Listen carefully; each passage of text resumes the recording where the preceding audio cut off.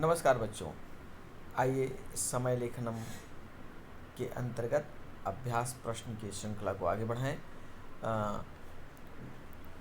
अब तक हमने प्रश्न क्रमांक 20 तक के प्रश्न पर चर्चा की थी। इसके आगे बढ़ते हैं।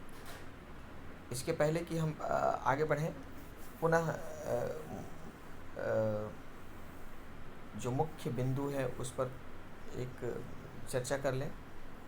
उस पूरे जो 1 घंटे होते हैं वो 4 भाग में बटे हुए थे, 4 अंश होते हैं। जब प्रथम चतुर्थांश, द्वितीय, तृतीय और चतुर्थ। प्रथम चतुर्थांश जो होता है वो अर्थात पूर्ण वादन से लेकर 15 मिनट तक का समय सपाद होता है।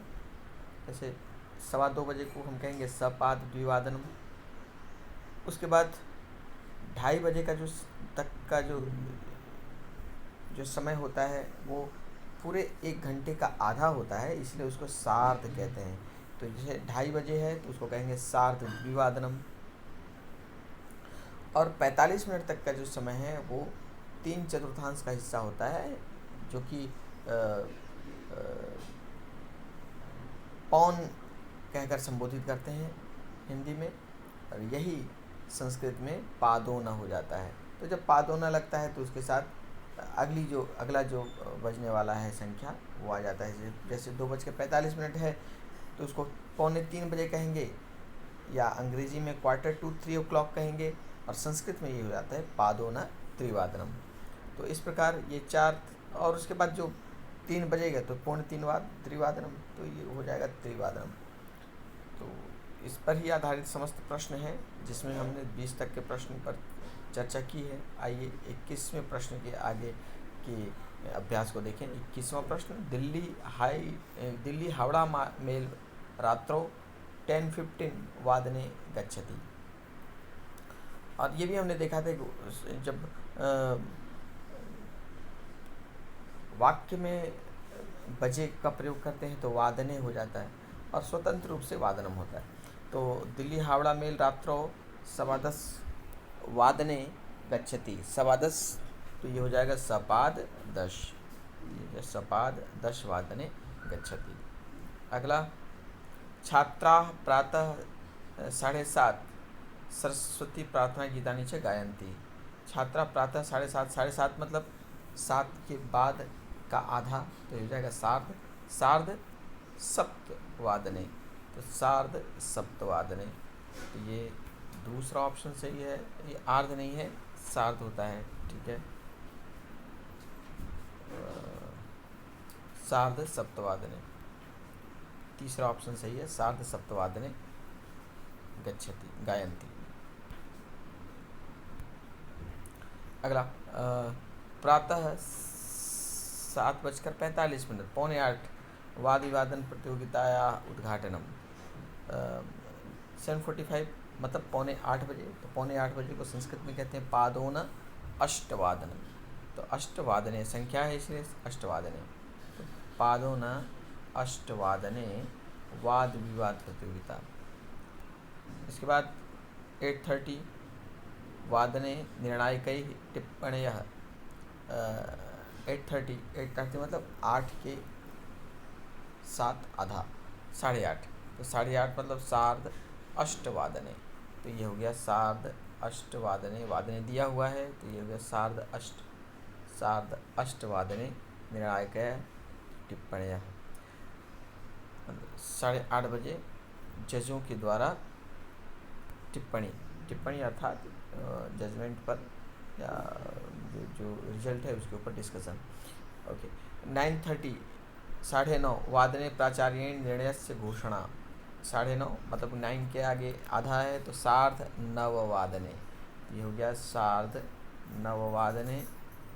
वादने दिया हुआ है तो सार्ध 9 हो गया, सार्ध 9 का ऑप्शन सही है। इसके आगे, ततः 10:30 10:30 वादने धन्यवाद ज्ञापनम। 10:30 मतलब फिर से 10:30 मतलब कि सार्ध 10 वादने, तो ये हो गया सार्ध 10 वादने। अगला, प्रातः 9 अतिथिनां स्वागतम। तो पूर्ण 9 है तो प्रातः 9 हो जाएगा। प्रातः 9 अतिथि नाम स्वागतम। प्रातः 9:45 अर्थात 9:45, तो जहाँ पौन होता है 9:45 है, अर्थात 10 बजने में एक पाद कम है, एक चतुर्थांश कम है, तो ये हो जाएगा पादोन 10 पादोन 10, तो ये पादोन 10 हो गया। इसके आगे प्रातः 10:45 10:45 मतलब 11:15 मतलब पादोन 11, पादोन 11 सही ऑप्शन है। इसके आगे प्रातः 11 o'clock, प्रातः 11 मतलब 11, ये हो जाएगा 11 प्रातः 11 मुख्यातिथि। अगला श्री मोहनः 2 विद्यालयात् गृहम् आगच्छति, 2 पूर्ण 2 है तो इसलिए द्विवादने, वादने मिसिंग है तो द्विवादने आ जाएगा। श्री मोहनः 3:30 3:30 मतलब 3:30 मतलब सार्ध त्रिवादने, तो सार्ध त्रि सही ऑप्शन है। अगला श्री मोहना 4:15 मतलब 4:15 मतलब सपाद, जो 15 होता है 15 मिनट्स सपाद होता है, तो सपाद चतुर्वादने,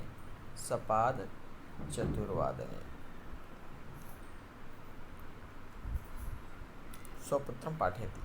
श्री मोहना 8:45 अर्थात 8:45 अर्थात पादोन 9, ये होगा पादोन 9, थर्ड ऑप्शन सही उत्तर है। अगला सह 12 रामायणस्य पाठन करोति, 12 मतलब 12, तो ये हो गया 12 पूर्ण 12 है। तो यहाँ तक मल्टीपल चॉइस प्रश्न थे। इसके आगे घड़ी पर आधारित संख्या लिखनी है, घड़ी पर आधारित समय लिखना है, अर्थात घड़ी में जो बजा है उसको देखकर सही समय लिखना है। तो घटिकां दृष्ट्वा रिक्त स्थानेषु लिखत सुधा कदा किं किं करोति, घड़ी को देखकर रिक्त स्थानों में लिखिए कि सुधा कब क्या क्या करती है। तो सुधा सायं, यहाँ देखिए घड़ी में 6 बज रहा है, बड़ी सुई 12 पे है और छोटी सुई 6 पर है, मतलब पूर्ण रूप से 6 बज रहा है, तो ये हो गया षड्वादने। उसी प्रकार शेष प्रश्न करते हैं। अगला प्रश्न हम देख रहे हैं कि घड़ी में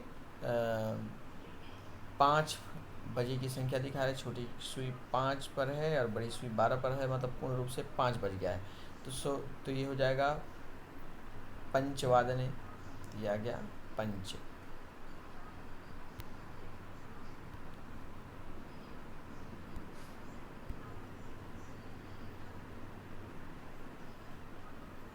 पंचवादने।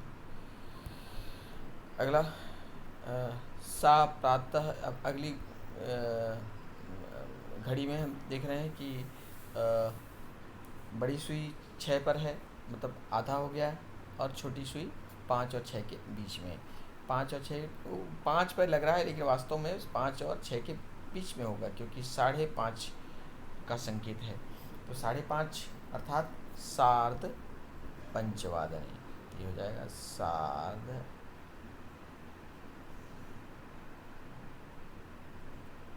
पंचवादने। अगला प्रश्न, अगली घड़ी हम देख रहे हैं कि छोटी सुई 8 पर है और बड़ी सुई 12 पर है, अर्थात पूर्ण रूप से 8 बज रहा है, यहाँ भी पूर्ण बज रहा है, तो ये 8 बजे, तो अष्टवादने, तो ये हो जाएगा अष्टवादने।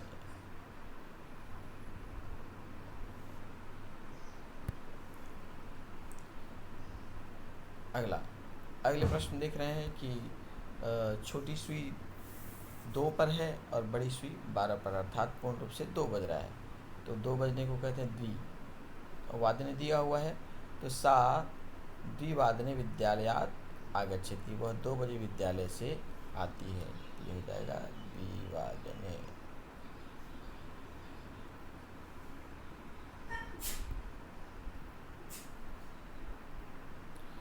अगला प्रश्न, घटिकां दृष्ट्वा रिक्तस्थानेषु लिखत मोहितः कदा किम किम करोति।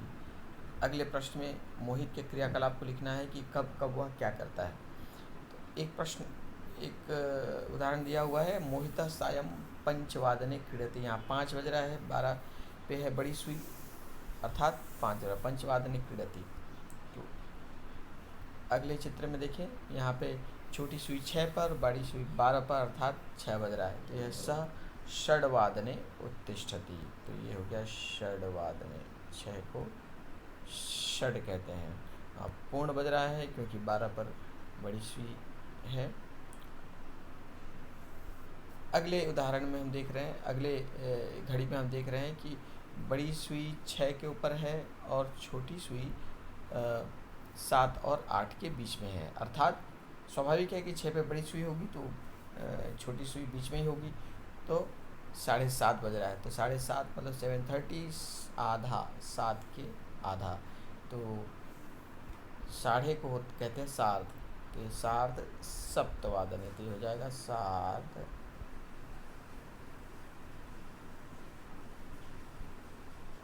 सप्तवादन।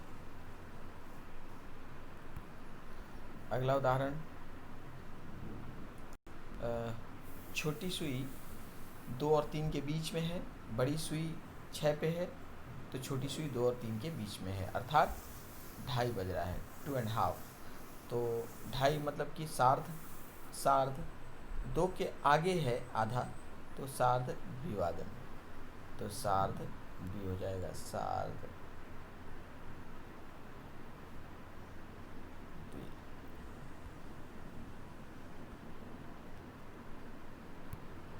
अगला प्रश्न, अगले प्रश्न में हम देख रहे हैं कि छोटी सुई 4 के ऊपर है और बड़ी सुई 12 है। ठीक है, तो 12 पे बड़ी सुई अर्थात पूर्ण बज गया। पूर्ण बज गया, कितना पूर्ण बज गया? 4 पूर्ण बज गया। तो पूर्ण 4 है तो 4 को कहते हैं चतुर। तो ये हो जाएगा सह चतुर्वादने। ये हो गया चतुर्वादने, सह चतुर्वादने गृहकार्यं करोति। तो इस प्रकार घड़ी पर आधारित प्रश्न। आगे बढ़े, अधोलिखित वाक्येषु अंकानां स्थाने संस्कृत पदेषु समयम लिखत। यहाँ पर ब्रैकेट में संख्या में लिखा हुआ है समय, उसको समय सूचक संस्कृत पद के माध्यम से उसको स्पष्ट करना है। जैसे गोपालः 7:30 वादने विद्यालयं गच्छति, 7:30 बजे। तो 7:30 को संस्कृत में कहते हैं सार्ध सप्त। तो यहाँ पे लिखेंगे सार्ध सप्तवादन। अंतर ये है कि ऊपर वाली संख्या में घड़ी दिया हुआ है, घड़ी दी हुई है, और यहाँ पर घड़ी के स्थान पर समय दिया हुआ है। आपको संस्कृत में लिखना है इसको। अगला, दिव्या 8 वादने विद्यालयं गच्छति। 8 पूर्ण रूप से 8 है, तो यहाँ ये हो जाएगा अष्टवादने। अगला, गोपालः 2:15 मतलब 2:15 अर्थात 2:15 बजे। तो सवा को संस्कृत में कहते हैं सपाद। ये हो गया सपाद द्विवादने, सपाद द्विवादने। गृहं प्रत्यागच्छति, वो वापस घर लौटता है। दिव्या 2:45 वादने गृहं प्रत्यागच्छति। 2:45 अर्थात 2:45 अर्थात पादोन 3। तो ये हो गया पादोन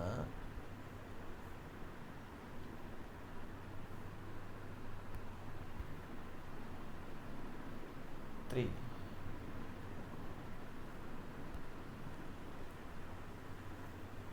पादोन 3 वादने गृहं प्रत्यागच्छति। तो इस प्रकार अंक में दिए हुए समय को संस्कृत के पदों में प्रकट करना है। आगे के प्रश्न को हम अगली कक्षा में देखेंगे। मुझे विश्वास है कि आप लोग बड़ी आसानी से समय लेखन के प्रश्न को समझ पा रहे हैं और इसे कर पा रहे हैं, अभ्यास कर पा रहे हैं। तो मिलते हैं अगली क्लास में। नमस्कार।